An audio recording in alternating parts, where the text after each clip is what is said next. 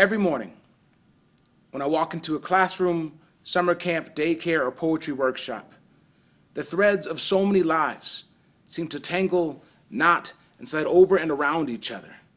If you pull enough strands, you start to wonder if they're not all, every last one, a tragedy. But they're not. Despite the relentless stream of sad, sad stories, every once in a while, one of my kids gets out. This is for Michaela. If Buckwheat had a twin, she was it.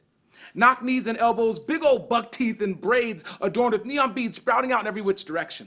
When asked the class the question, what do you want most in life? Following answers like Xboxes, iPods, and millions of dollars, Michaela stood up and said, Joe Vaughn, I want parents. Just a mom and a dad. You see, foster care wasn't being too kind to her. She was the woman of the house at age 10, responsible for cooking and cleaning for a dad who was supposed to be taking care of her. You see, he dropped her off early every morning and told her to wait in the bushes until I got there to open up the doors. And as I made my way up that sidewalk, I could hear the bushes singing. And yet I marveled that she could sing.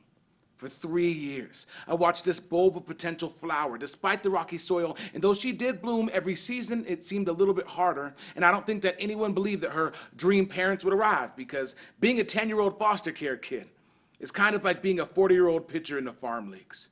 You're weary at the mound, praying on every pitch, and no longer sure if you're ever going to make it to the big show. You see, when I said goodbye to her at the end of last summer, her morning melodies still rang in my head. Walking up that sidewalk a year later, the last thing that I expected to hear was silence. In less than a week, I was rifling through old files for a contact. When the foster dad answered the phone, I asked to speak to Michaela, but she was gone. Well, no worries, he said. She has parents now, and she's singing in a church in Tennessee. And I can just see her, flanked by ranks of strong black women, arms spread, making a joyful noise through a tooth-heavy grin that stretches easily to let the stained glass butterflies of her hallelujahs burst forth. And I think, hallelujah. Hallelujah, because so many times we're tangled in these threads of tragedy, so many knots, so many frayed fibers, so many loose ends, so many kids. We have to remember, we need to remember that sometimes they'll end up singing in a choir in Tennessee. This is for every kid we have to watch struggle, for every horrific ending they have to swallow and move past, for every time we assure them that it will be all right, knowing full well that it won't. The fact that it might is all that we need to go on.